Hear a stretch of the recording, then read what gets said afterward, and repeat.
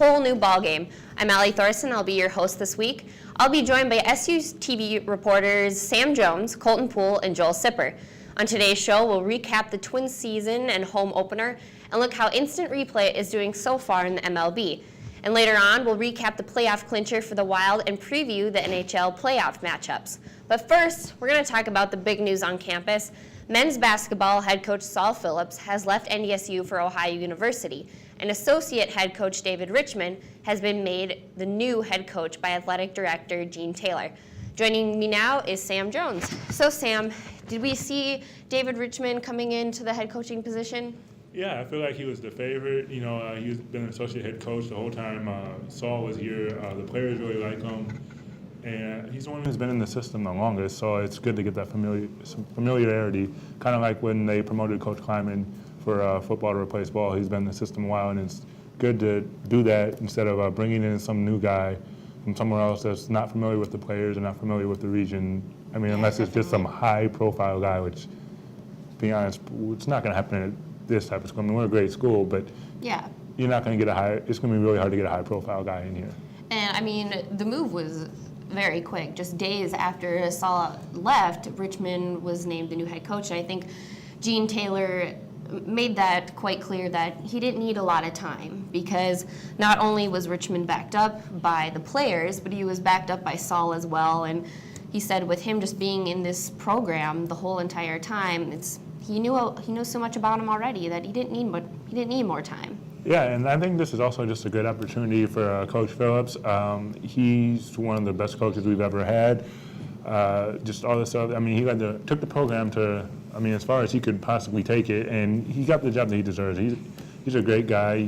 2 appearances in the NCAA tournament, got his first tournament win this year, 2 Summer League regular season conference titles, 2 Summer League tournament titles, and just a winning record. He's 4th all-time in wins, 3rd or 4th all-time in wins with 134. That's pretty impressive because a lot of those other coaches, not to disrespect the former coaches or anything, but they were coaching in Division II, and Saul was here right about the time when we transitioned to Division I. So to get those 134 wins when we were switching divisions is Definitely pretty amazing. I mean, and I think personally, I think David Richman. He's not going to really have a lot of trouble with this team. He's been here with Saul, under Saul's wing. He knows the system. He knows the players. He knows what they don't like, what they do like, and how they work well together.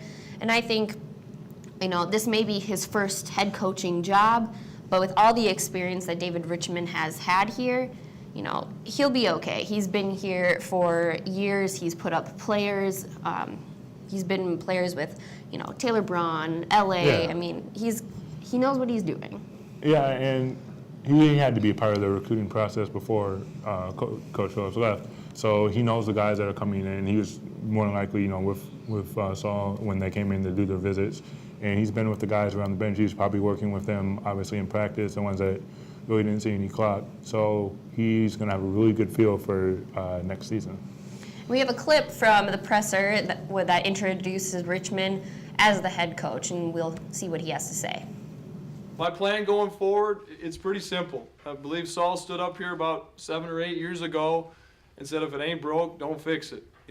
Coach Miles laid a tremendous foundation for this transition to Division I, and Saul put his fingerprints all over it and did a tremendous job, and I have no plan of blowing up that recipe. How are we going to do it? The way we've continued to, the way we've done in the past is the way we're going to continue to do it with upper Midwest high school kids that want to be at North Dakota State. Definitely. I think what he said there is he has no intention of changing this team. He, like we said earlier, he knows these players, and he respected Saul and all that he did. And I think, and the Bison as a whole, we're not looking at a new team. We're just looking at a new face for the team.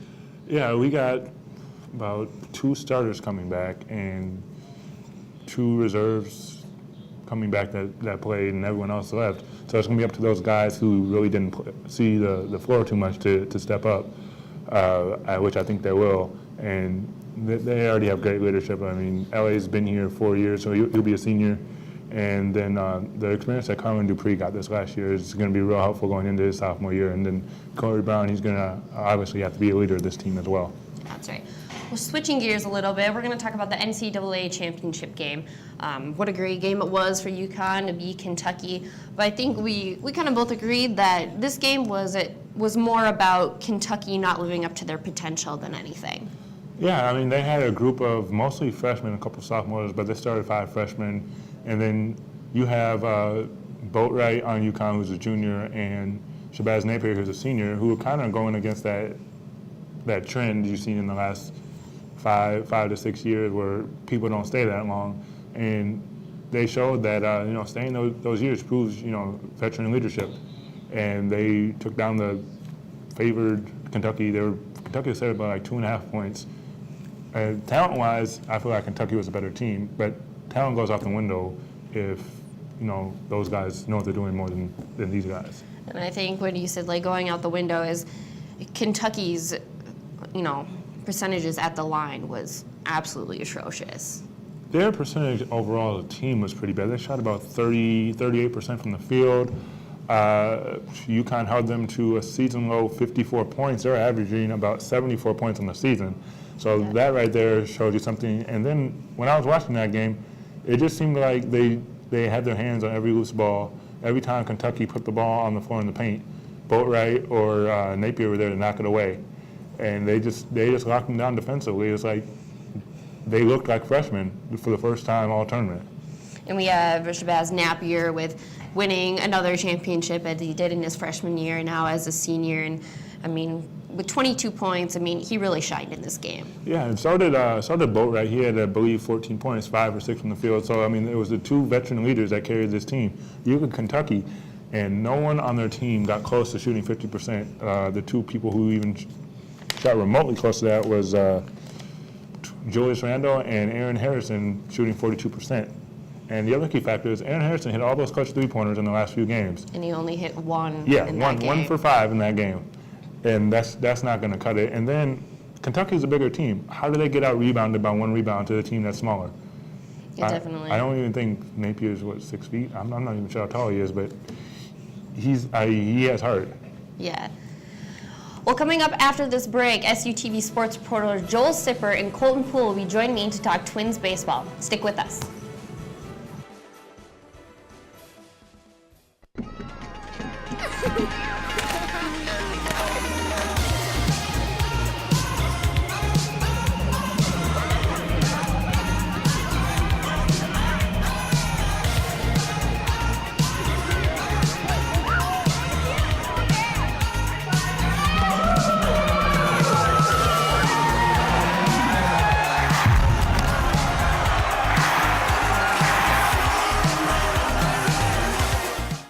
The future is constantly unfolding. No one knows better than those preparing for it. Every week, NDSU's student-run television organization, the Bison Information Network, brings you SUTV News, with news about NDSU, the campus community, and current events affecting you. Watch SUTV News on Cable 1, Channel 14, Friday and Saturday at 9 p.m., and Saturday and Sunday at 9 a.m. Deeks Pizza. Prices with the student in mind. Fast delivery and conveniently open until 3 a.m. Order by phone at 701-235-0708. Order online at deekspizza.com or order with Deeks' easy-to-use mobile app. NDSU. Make Deeks your choice for pizza this semester. That's Deeks. Great pizza that won't empty your pockets.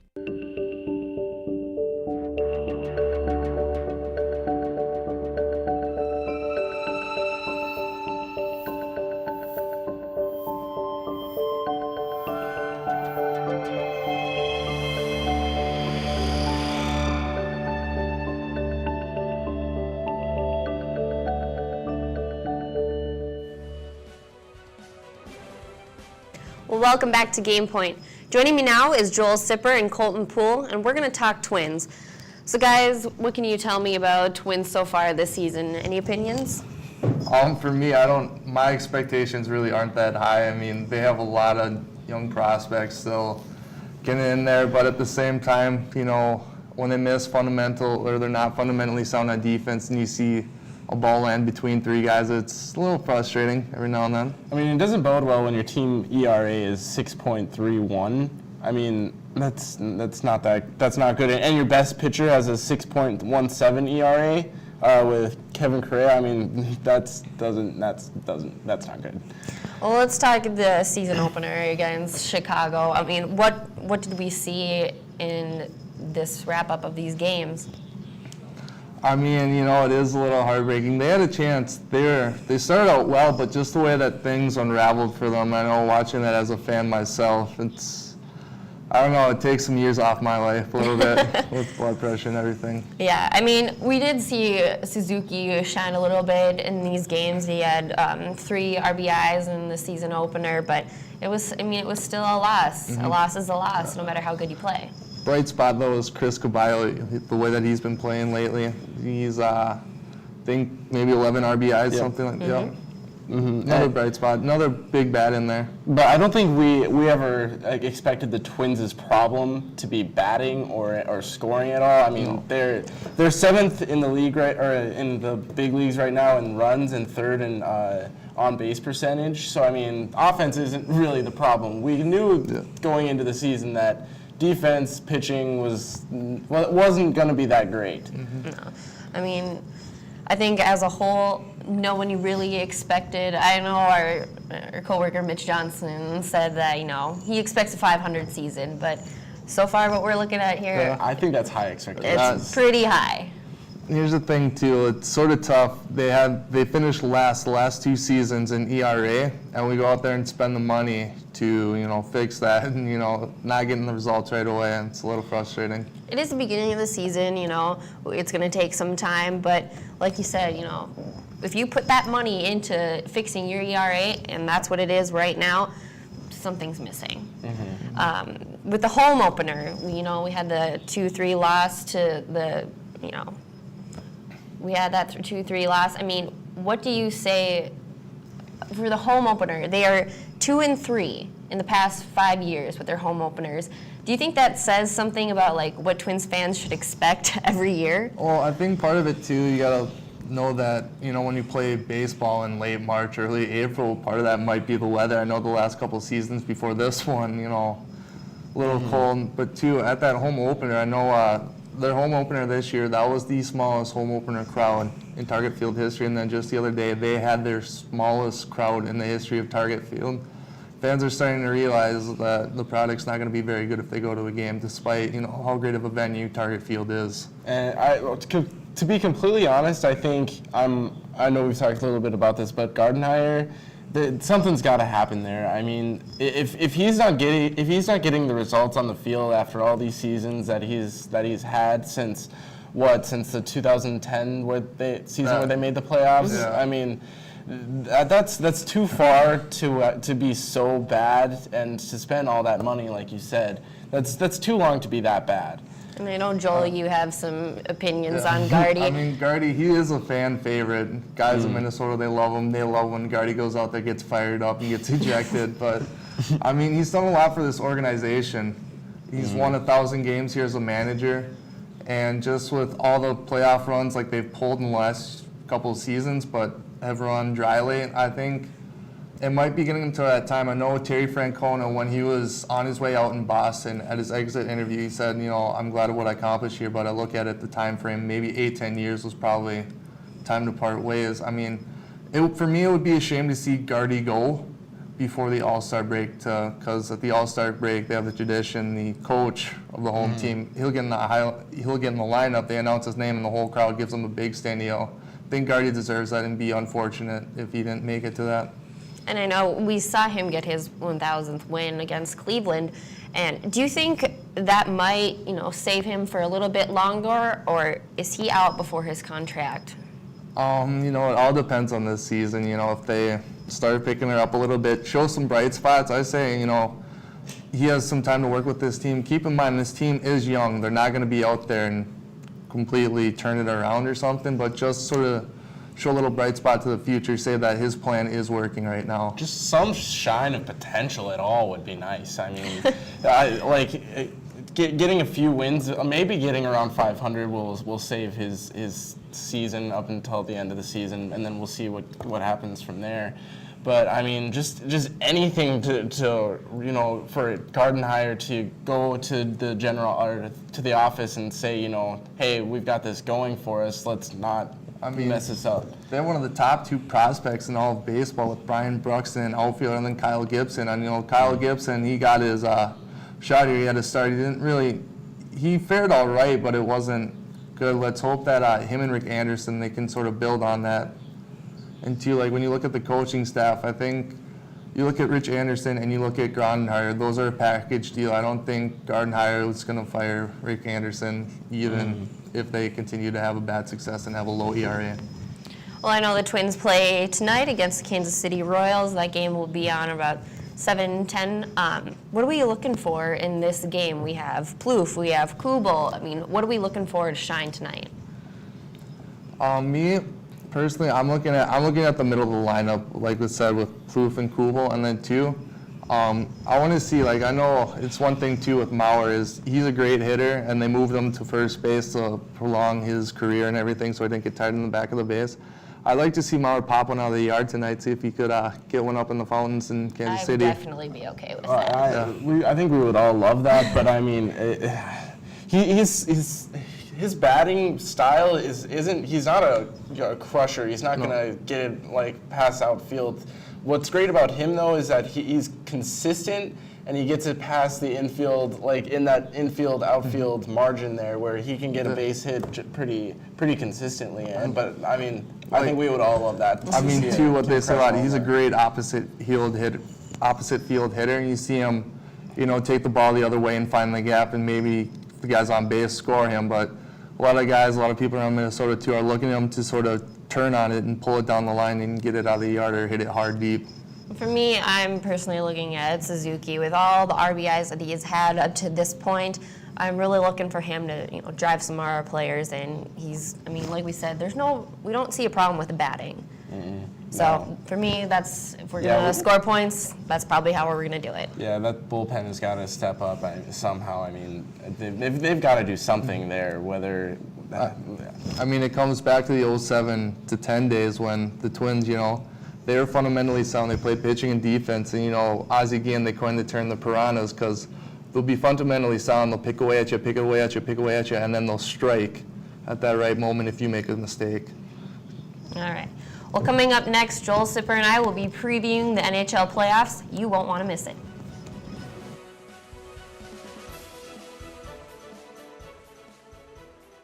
The future is constantly unfolding. No one knows better than those preparing for it. Every week, NDSU's student-run television organization, the Bison Information Network, brings you SUTV News, with news about NDSU, the campus community, and current events affecting you. Watch SUTV News on Cable 1, Channel 14, Friday and Saturday at 9 p.m., and Saturday and Sunday at 9 a.m. Jitters is the NDSU Campus Community's coffee hub. Conveniently located right next to campus, Jitters Coffee has a wide range of amenities, including comfortable seating, Wi-Fi, and an assortment of beverages. Jitters is here to meet your needs, whether you're looking to relax and socialize or study in a rich, active environment. Be sure to make your way over for your morning brew, a bite at lunch, or for a break between classes. Get your fix only at Jitters. The NDSU Bookstore, where every true fan and alum goes to get their pride on. Gear up with a variety of high-quality t-shirts, sweatshirts, hats, and more. Don't forget about Scratch Off Friday.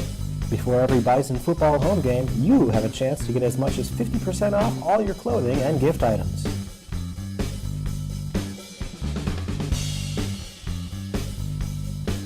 Your next Scratch Off Friday is November 22nd. Deeks Pizza. Prices with the student in mind. Fast delivery and conveniently open until 3 a.m. Order by phone at 701-235-0708. Order online at deekspizza.com or order with Deeks' easy-to-use mobile app. NDSU. Make Deeks your choice for pizza this semester. That's Deeks. Great pizza that won't empty your pockets. Joining me now is SU TV sports reporter Joel Sipper. Joel and I are going to start off with the Minnesota Wild. So, Joel, Bruins, Wild, clincher, what can you tell me about it? Tell you what, it was great to see it.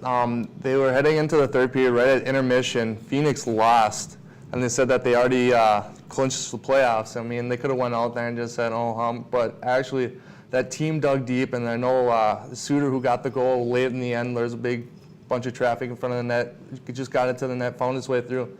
It's great to see the Wild, the teams that they're playing top-tier competition, and they're winning. They've been hot lately, and a lot of that is to Ilya Bryzgalov. That's right. So we're going to take a look at the playoff picture here.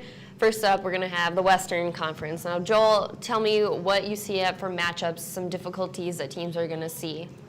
Well, I think with this new format, you see a lot of top teams that have had just great seasons. Like you look at Colorado and Chicago, they're both having 100-point seasons, but they're not going to go. One of those teams is not going to go deep into the playoffs, just with the way that they have the new format up, where the top team in the conference faces the lower wild card team, and then the second seeded in the other conference takes on the seventh seeded, and then you have the two conferences, or the two teams in conference battle it out against each other. I mean, if the Wild, they can find their way, they can actually manage to sneak past that first round, they're going to have some easier competition. What do you see the key points in getting through that first round for the Wild? It depends on who they're matched up. I know it's interchanging. It went like their matchup changed 3 times in 24 hours, where they were going to play Anaheim, they were going to go play Chicago or Anaheim, San Jose, and now it's Colorado or St. Louis. What I look at is any formula going into the playoffs, you need the ability to score on the power play. You need to capitalize on your chances, especially when the games are that much big. And also it helps to have a hot goaltender, which helps with the Wild because they have Ilya Bryzgalov. He hasn't lost once in regulation with the Wild. He's played out of his mind. He had back-to-back shutouts, 1.65 goals allowed per game, 93% save percentage. That's what you like out of your goaltender. But at the same time, with Bryzgalov, he really isn't proven in the playoffs. I mean, when he was with Philly, he had a little bit of a debacle with when they played Pittsburgh. I know those Philly crowds, they're really tough on their goaltenders. They seem to go through a lot of them. I just want to see Bryzgalov, when we get there, I want to see our goaltenders step up, whether it's Bryzgalov or whether it's Kemper. You said Philly, they go through quite a few goaltenders, but as the Wild, not for the same reasons, not for necessarily good reasons, but we've gone through quite a few goaltenders ourselves this year. Yeah, and it was actually like we've had 5 different goalies start. I know last night John Curry, he started for the Wild, and they won against the Blues. It was 4-2. Blues had 45 shots. He stopped 43 of them. I mean, that's unreal, especially expecting that out of a call-up, a guy that's career minor leaguer. And tell you what, I was looking at NHL.com, they're having their 3 stars of last night. The guy's not that well known when they don't even have a face graphic for him. It was just a blank, generic, where they're supposed to put a face. Now, turning up to the Eastern matchups, what do you see for teams facing difficulties in there? The team to beat in the Eastern Conference is the Boston Bruins. It's kind of nice when you see the Wild beat them. I was going to say, well, we've got that covered. Yeah. I'm looking at the teams that are going to challenge Boston I'm looking at Pittsburgh, and I'm maybe thinking, Montreal could challenge them. Another team, too, that you cannot look past is Detroit. 23 straight years they've made it to the playoffs. This team is a veteran team. They know how to win late. They overcame a lot of injuries this year to get to that point. Nyquist for the Red Wings is absolutely on fire in the league. I think he had 23 goals in the past 28 games. That is outstanding. And then 2, they're going to have Datsuk back and Zetterberg and Franzen. That is scary. That could give Boston some fits. For each conference that we have now, do you see a team that, well, let's face it, just doesn't stand a chance? Doesn't stand a chance? I look in our conference, you look at Phoenix or Dallas, they're battling it out. I hate to say it, but I don't think they're going to get past the first round. Whoever locks up that last playoff spot, I don't think whether they play Anaheim, because Anaheim has been rock solid at home, up in the pond, I don't think they're going to beat them. I agree with you. I think for Dallas, the matchup is just going to be too hard for them to take on this season. And then looking in the Eastern Conference, a team that is in that same category, New York. They have a solid team, but they shook up the roster in the middle of the season. They traded Ryan Callahan for Marty St. Louis, and St. Louis he's had some trouble scoring some goals. He sort of tailed off when he was with Tampa Bay with Stamkos. I mean, with the new matchup for the playoffs this season, it's pretty much caused a lot of headache for some people. Some people really enjoy it. Do you think this new venue for the playoff setup, is this going to stick around for a while? I think give it 2 or 3 years and then they'll reevaluate it. What I like most about it is the divisions that they have up. I like how they realigned the divisions. That looks cool. Another reason why they did this was they want to create the rivalries. So like, as you said, you have the top teams face the wild card teams, but the 2 and 3 seeds, they play within their division, and that just plays on top of everything. It heats it up, even though it's playoff hockey. I don't know how much more heated you can get than that. Going back to the Wild for a little bit, Wild enthusiast that you are, what do you see for the Wild being, kind of their most toughest aspect that they're going to face? Toughest aspect, I was a little critical of them. Like, they weren't really scoring goals this year, but they have everyone pitching in. Now, I mean, Koivu line. That line is their top line. They've been firing all cylinders. And then, too, it was kind of nice when they played St. Louis last night. Kyle Brodziak, he found the back of the net for the first time since March 8th. I know watching him, he was right at the doorstep, and I'm pretty sure he found some creative ways to miss a wide open net, but it's good to see him finally get some goals. I know scoring 2 goals against Ryan Miller in St. Louis, it's a little bit of a task. He's not snake bitten anymore. I know scoring points for the Wild it's been a challenge, especially, in the middle of the season, coming off of the Olympic run and stuff like that, but it's nice to see them charge through towards the end of the season and really pick up the points. It is nice to see that. And then, too, they have the potential to even go through that more with, I know Michael Granlund, he's out with a concussion. He's still recovering from that, but he is a great center for them, a great second-line center. He's a playmaker. He can dish the puck, the way that he moves it out, and just find people. Are we looking at any other key injuries that could really hinder the Wild? Key injuries, I mean, Nino was a little off his game, but, I mean, he scored last night, too, got in front, big body like him, screens the goaltender, tips it in. I don't know, can't ask for anything more. All right, anything more than hockey. Well, I want to thank everyone for joining me today. Remember, you can follow us all on Twitter for more sports talk. And tune in next time with host Joel Sipper. Thanks for watching.